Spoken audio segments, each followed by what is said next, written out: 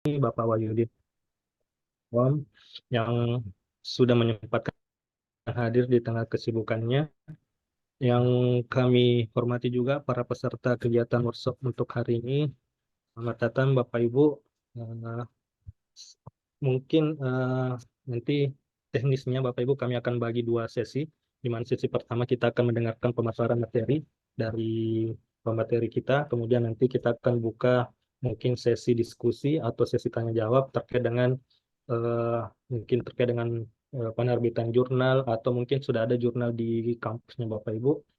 Cuma bingung mau akreditasinya, prosesnya segala macam. Nanti kita bisa akan eh, coba bahas atau diskusi, termasuk ketika Bapak Ibu ingin menerbitkan artikel ilmiah di suatu lembaga penerbit tertentu. Nanti bisa kita sharing. Nah, sekedar informasi untuk pemateri kita hari ini, eh, Bapak Wahyudin ini Wakil Ketua STEMIK Amika Sopeng yang sekarang sedang melanjutkan studi S3 program dokternya di Universitas ITS ya, Surabaya, Teknologi Surabaya. Eh, Beliau juga sudah banyak menjadi reviewer di berbagai jurnal, mulai dari jurnal nasional maupun Sinta 1 maupun sampai Sinta 6. Cukup banyak Scopus yang beliau sudah terbitkan sampai saat ini. Kemudian eh, beliau juga menjadi beberapa editor dan penulis buku di berbagai lembaga penerbit. Baik Bapak Ibu, mungkin untuk mempersingkat waktu, kita langsung masuk ke sesi pertama hari ini. Nah, nanti ketika ada yang ingin ditanyakan Bapak Ibu, nanti disimpan dulu pertanyaannya. Atau kalau mau secara langsung bisa nanti menggunakan menu raise hand atau bisa melalui via chat sebelum dibuka sesi tanya jawab. Jadi supaya pada saat sesi tanya jawab nanti kita bisa langsung menerima pertanyaan dari Ibu. Mungkin itu dari kami untuk pembukaan hari ini. Sebelumnya mohon maaf apabila dalam proses kegiatan kita ada hal-hal yang kurang berkenan atau tidak kita inginkan, mungkin terkait dengan jaringan atau apa. Sebelumnya memang dari kami panitia untuk memulai kegiatan ini kami mengucapkan permohonan maaf apabila ada kesalahan. Baik, untuk mempersingkat waktu, kami persilakan kepada pemateri Bapak Wahyudin Kominfo untuk memaparkan materi dari kegiatan workshop kita hari ini terkait dengan bagaimana menerbitkan atau meningkatkan akreditasi dari jurnal yang kita miliki di mungkin di perguruan tinggi masing-masing, atau mungkin nanti ada teknis dari eh, penulisan artikel ilmiah untuk diterbitkan di beberapa eh, jurnal penerbit. Nah, mungkin itu dari kami. Selebihnya kami persilakan dengan hormat Bapak Wahyudin Eskom Infom untuk memparta materinya. Waktu dan tempat kami persilakan dengan hormat. Oke, terima kasih Bapak Surahmat Eskom MM selaku Ketua STIMIK Amika Sopeng. Untuk kegiatan kita pada pagi hari ini,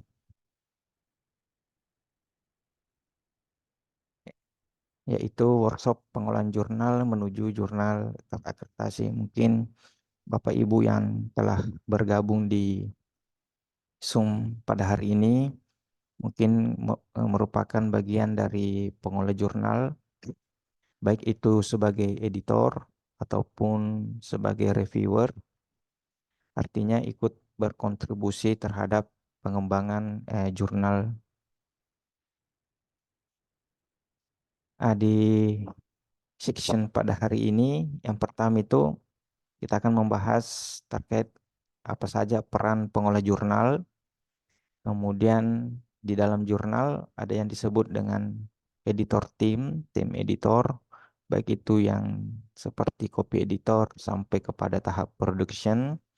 Kemudian yang ketiga ini sebagai reviewer. Nah, reviewer sini kita bisa ambil dari luar, artinya yang penting sesuai dengan bidang ilmunya. Kemudian yang keempat ini mungkin di section hari ini, sesi hari ini kita buka untuk eh, pengolah jurnal, di mana di kampus Timik Amika Sopen terdapat dua jurnal yang telah memiliki ISBN, ISSN. Nah, itu akan nanti kita akan praktek langsung bagaimana tahap pengolahan jurnal mulai dari menerima naskah sampai editing sampai ke tahap publikasi. Kita akan praktek langsung di sesi terakhir. Nah, kemudian saya juga buka untuk umum. Nah, untuk umum di sini mungkin saya sharing-sharing saja tentang pengolahan jurnal. Mungkin Bapak Ibu yang dari luar sudah paham atau memiliki pengalaman yang lebih terkait dengan pengolahan jurnal.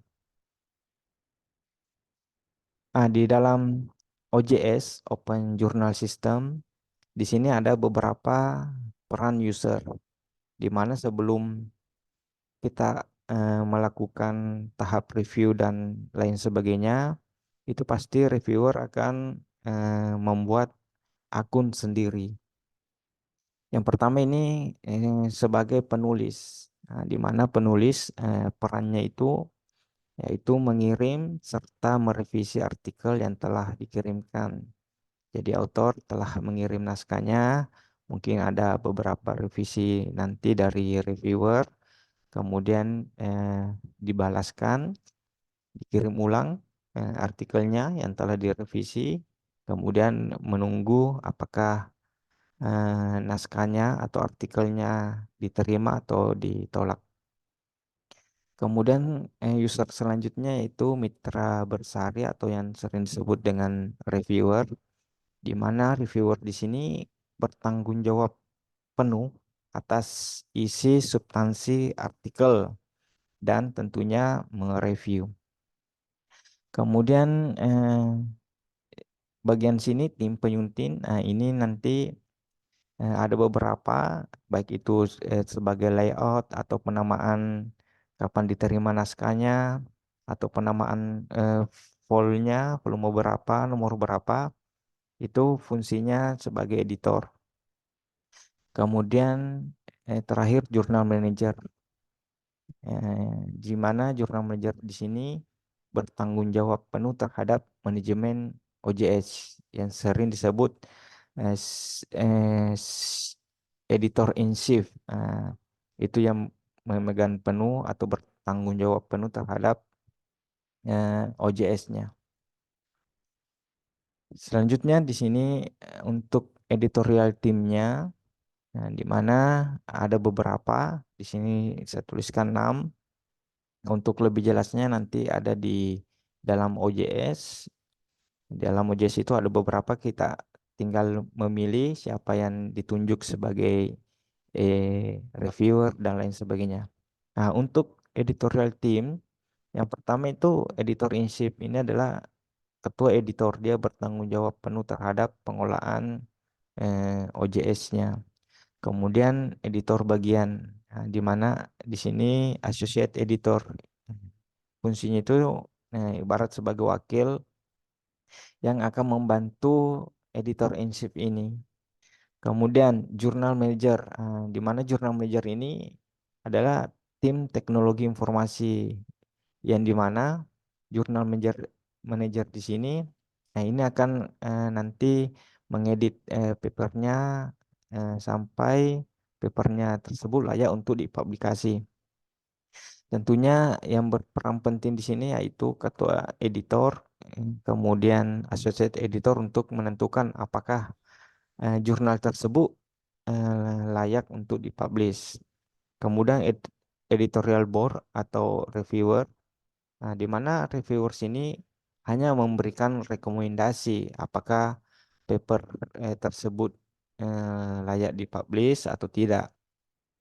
Hanya rekomendasi. Reviewer tidak memiliki hak untuk mempublish mempublish jurnal yang telah direvisi. Hanya mereview saja. Kemudian copy editor, di mana copy editor ini eh, berfungsi sebagai editor layout atau editor bahasa, mengecek kembali kelayakan dari jurnal tersebut. Kemudian terakhir tim produksi, di mana tim produksi di sini eh, akan mengelola atau manajemen situs web, Kemudian tata letak artikel dan penerbitan. Selanjutnya, siapa yang berperan jadi untuk manajemen naskahnya sini, eh, yang berperan itu semua pengolah jurnal. Nah, untuk OJ sendiri tentunya akan dibuatkan SK masing-masing, apakah sebagai editor atau sebagai reviewer. Siapa yang berperan untuk mendapatkan naskah, mengolah naskah, menerbitkan naskah, tentunya para pengolah jurnal tersebut. Jadi untuk yang sering share-share untuk call paper, itu tim pengolah jurnal. Kemudian ada beberapa peran dari pengolah jurnal yang mana di sini sebagai editor, nah itu akan memproses naskah atau mengembalikan naskah apakah tidak layak untuk dipublish. Kemudian ada beberapa kriteria, yaitu apakah sudah sesuai dengan ruang lingkup jurnal. Jadi setiap jurnal itu memiliki ruang lingkup masing-masing tentang membahas apa. Kemudian sudahkah mengikuti guideline jurnal ini untuk autornya. Selanjutnya, secara umum eh, dari prosesnya masuk naskah sampai dengan terbitnya naskah itu, yang pertama user atau autor ini mengirim naskahnya. Dalam setelah dikirim, sini sudah dipaparkan 1 minggu setelah dikirim, kemudian di review ini sekitar 1 bulan. Nah ini untuk normalnya. Biasa juga terkadang cepat, biasa juga lambat, tergantung berapa naskah yang masuk, berapa naskah yang direvisi. Kemudian untuk revisinya, nanti tim editor di sini itu menunjuk siapa-siapa yang akan merevisi paper sesuai dengan bidang ilmunya. Setelah direvisi, kemudian si autor ini mengembalikan revisinya. Kemudian setelah itu masuklah ke tahap pada editor. Editor di sini ada beberapa tools yang dapat digunakan. Bentar, ada beberapa tools yang dapat digunakan sebelum menerbitkan, yaitu seperti mengecek grammar atau mengecek plagiasinya sebelum diterbitkan.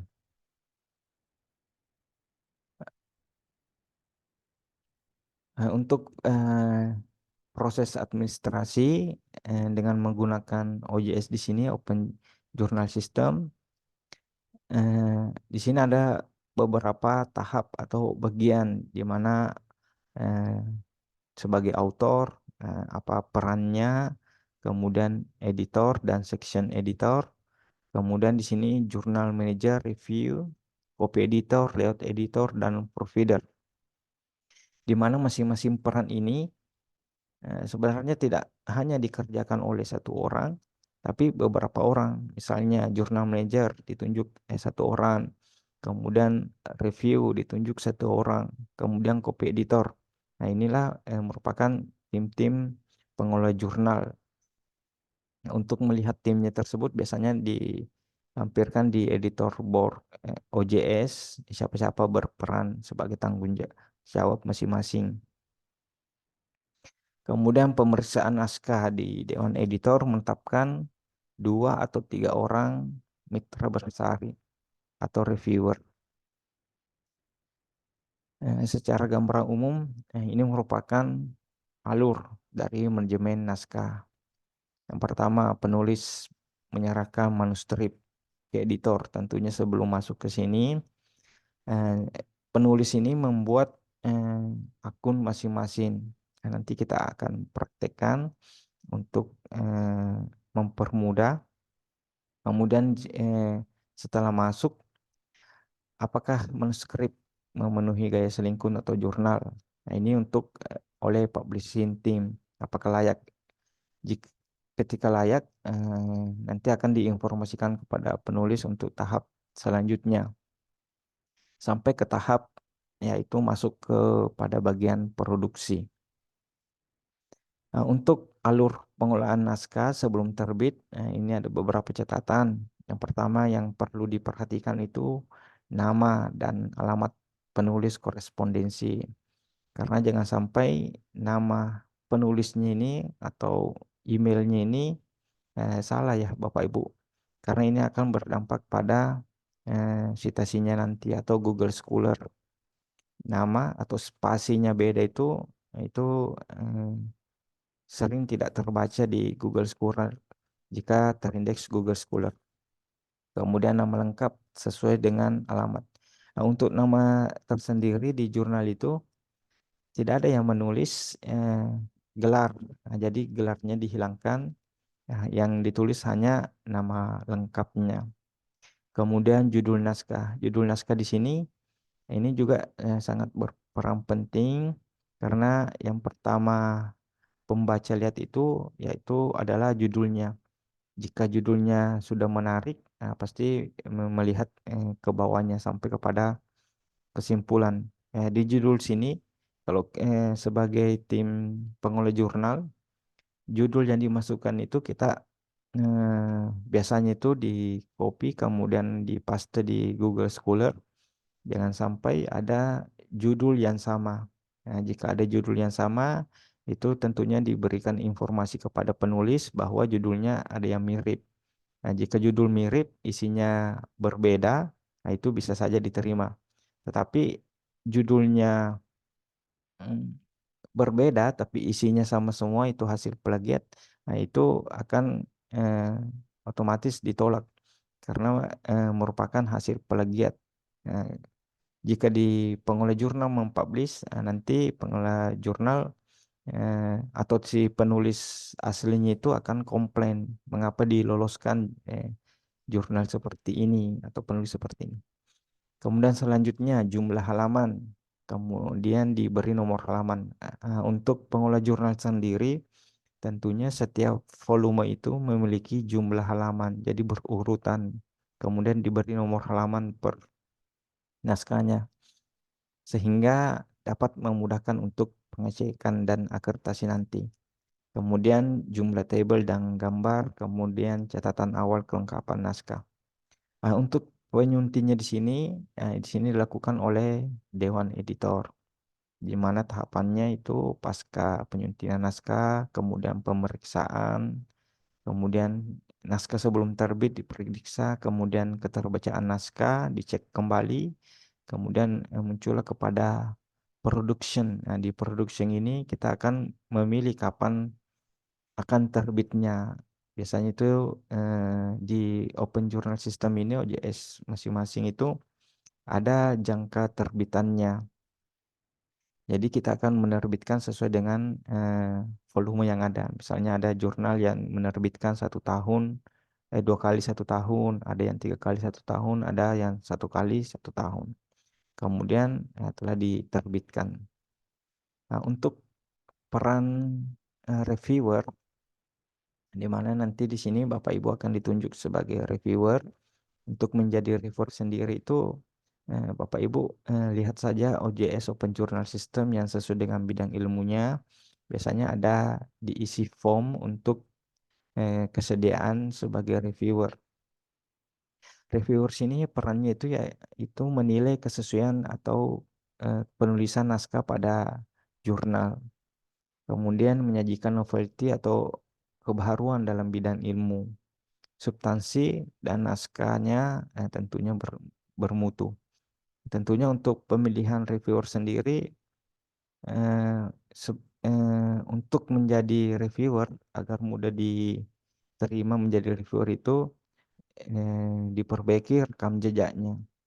Jadi si pengolah jurnal ini melihat rekam jejaknya si calon reviewer ini, apakah memang publikasinya benar-benar di bidang ilmunya, kemudian rekam jejaknya apakah benar-benar banyak menerbitkan jurnal sesuai dengan bidang ilmunya.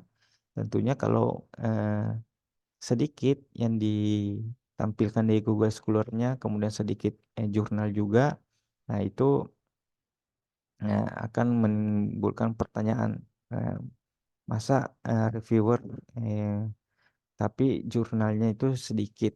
Nah, jadi rekam jejaknya diperbaiki untuk menjadi reviewer. Kemudian penelaan naskah oleh reviewer. Ini reviewer akan memberikan kategori, apakah ditolak, diperbaiki, dan ataupun diterima. Ini merupakan rekomendasi dari reviewer. Dan sebagai catatan, tidak semuanya naskah yang masuk itu otomatis langsung diterima. Nah, biasanya pasti ada perbaikan. Kalau langsung diterima, biasanya muncul tanda tanya, mengapa paper saya langsung diterima? Kenapa tidak melalui tahap review? Untuk kelulusan juga biasanya itu diminta, atau pengurusan Jafung itu diminta rekam jejak jurnalnya, mana hasil revisinya, nah itu di screenshot saja di OJS-nya. Jadi untuk reviewer ini harus benar-benar direvisi jurnalnya sehingga naskahnya dapat bermutu. Nah, untuk reviewer sendiri, di sini ada beberapa peran dari reviewer. Originalnya merupakan aspek, ini mungkin bisa Bapak Ibu baca sendiri. Untuk judulnya misalnya lugas, ringkas, informatif, dan menggambarkan luaran penelitian. Kemudian authorship, penulis yang berhak beserta urutannya. Jadi untuk penulis sendiri, autornya itu biasanya itu yang merupakan CEO korespondensi itu yaitu penulis pertama yang memiliki hak penuh terhadap jurnalnya. Kemudian misalnya keywordnya 3-5 kata penting dalam artikel. Ini untuk memudahkan juga pencarian nanti untuk papernya. Oke, selanjutnya. Nah, ini merupakan untuk LDikti ada surat kemarin. Nah, jadi OJS atau jurnal yang belum terakreditasi, nah, ini dapat mendaftarkan untuk mengikuti pelatihan di tahun 2024. Yang pertama itu memiliki nomor seri atau ISSN. Nah, tentunya ini eh, Bapak Ibu dapat mendaftarkan jika jurnalnya belum memiliki ISSN, itu dapat mendaftar di ssn.lipi.go.id. Sepertinya LIPI sudah ganti ISSN BRIN. Kemudian memiliki pengenal objek digital, nah, di mana disebut DOI. DOI ini adalah nomor nomor jurnal. Kalau di buku itu ISBN, setiap buku itu memiliki ISBN. Kalau jurnal ini memiliki yaitu namanya DOI. Kemudian syaratnya yang ketiga ini mencantumkan persyaratan etika publikasi. Nah, itu tentunya di laman OJS ya, ditampilkan saja. Kemudian jurnal ilmiah harus bersifat ilmiah, artinya memuat artikel yang secara nyata memajukan ilmu pengetahuan, teknologi atau seni yang didasarkan pada hasil penelitian, perkayasaan, dan telaan yang mengandung temuan atau pemikiran yang orisinil serta tidak plagiat. Kemudian jurnal ilmiah telah terbit paling sedikit 2 tahun berurutan. Jadi untuk syarat akreditasinya ini minimal itu paling sedikit 2 tahun berurutan. Untuk di Jumiste kemarin ini masih kurang 4, kalau tidak salah itu 4 jurnal untuk terbitan Desember 2023. Ini harus dilengkapi dulu eh, minimal 5 eh, untuk syarat akreditasi jurnalnya. Kemudian frekuensi terbitan jurnal paling sedikit 2 kali dalam setahun secara teratur. Nah, ini di poin 7 jurnal jumlah artikel setiap terbit sekurang-kurangnya 5 artikel. Jadi kalau satu terbitan cuma 1 artikel, ya ini tidak memenuhi syarat untuk akreditasi. Kecuali jika jurnal yang hanya memuat artikel review di bidang tertentu. Jadi untuk review ini ada beberapa jurnal itu hanya mereview. Kalau jurnalistik ini betul-betul untuk penelitian, rekayasa dan telaah. Nah, kemudian kita akan eh, praktek langsung kepada OJS.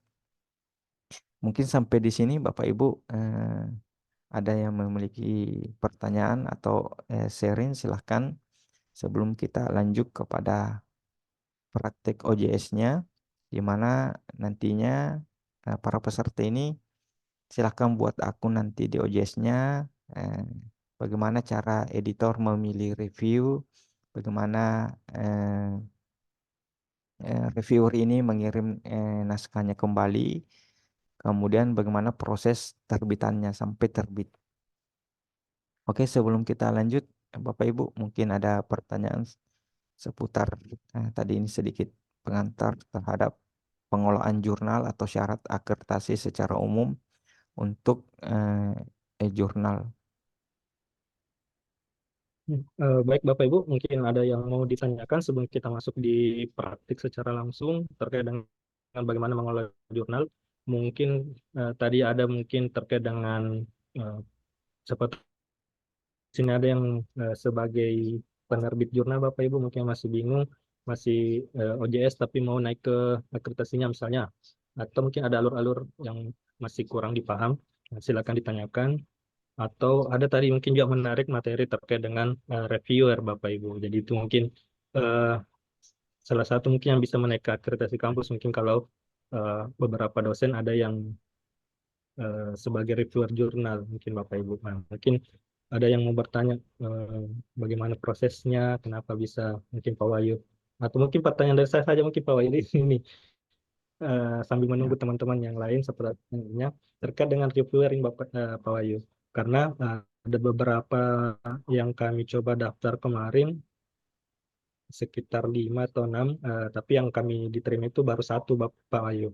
Mungkin apa kriteria dari penerimaan sebagai reviewer itu? Nah, yang tadi yang sudah dibahas terkait dengan rekam jejak sudah tadi dibahas rekam jejaknya. Itu sudah kami update juga terkait dengan Scholar Sinta, bahkan ada akun Scopus juga. Eh, tapi ada yang kami belum diterima di situ. Mungkin ada kriteria tertentu yang eh, sebagai reviewer itu bisa diterima seperti apa.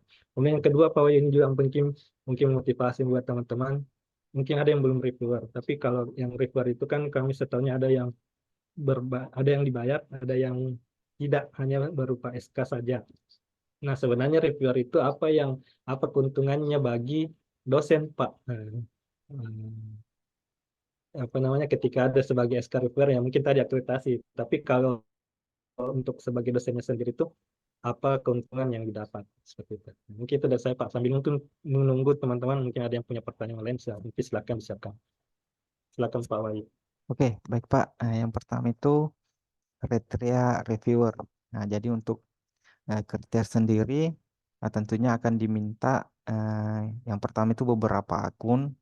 Yang pertama itu akun Sinta, misalnya akun Sinta, akun Google Scholar, kemudian bahkan akun Scopus. Untuk akun Scopusnya ini biasanya itu tidak wajib untuk diisi, bisa di skip. Nah, untuk syarat diterimanya itu tergantung pengelola jurnalnya, Pak. Saya juga beberapa jurnal sudah daftar tapi belum diterima sebagai reviewer. Kemudian kalau saya lihat kriterianya ini, nah mungkin ada yang lebih banyak publikasinya yang mendaftar. Jadi yang diterima itu yang rekam jejaknya eh, lebih banyak daripada kita.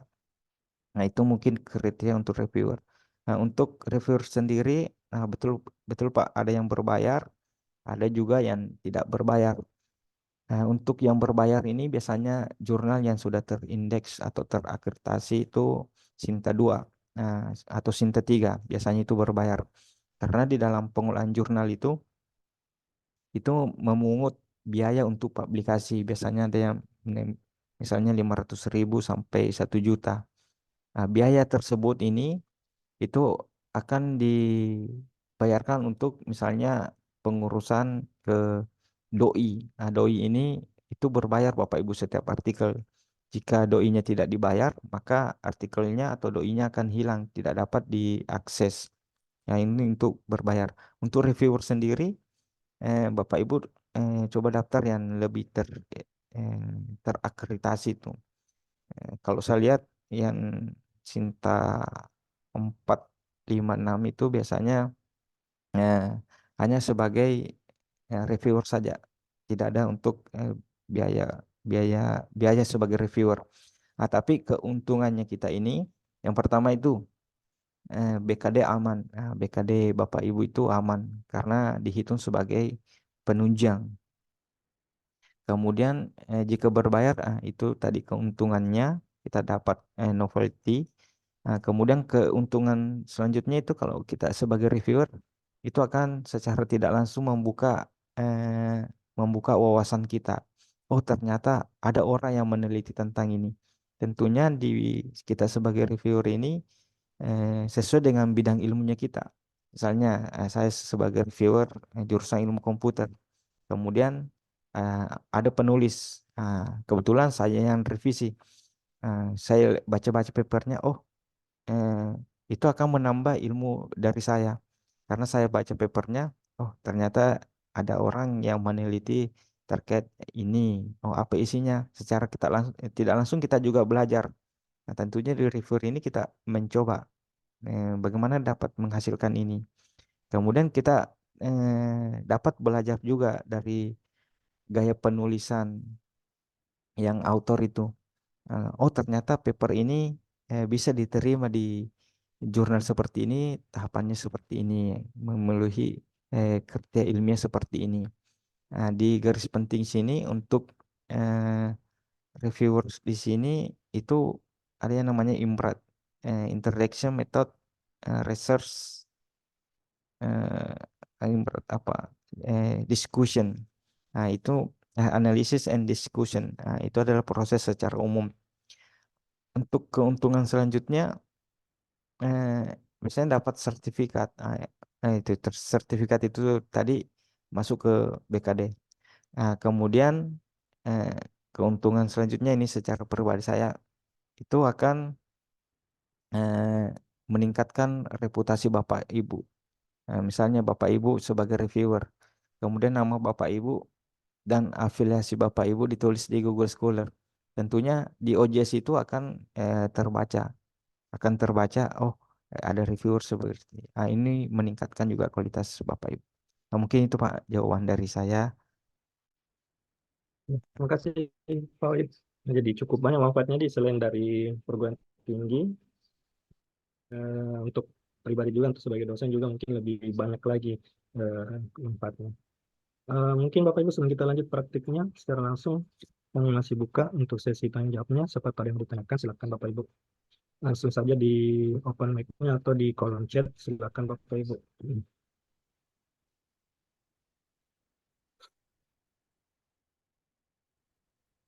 Mungkin belum ada Pak Wahyu Ya, saya yang stop recording saja kan dulu mungkin ya Pak, untuk eh, ya. karena takutnya nanti ada Oh iya. data. Kita langsung praktek saja Bapak.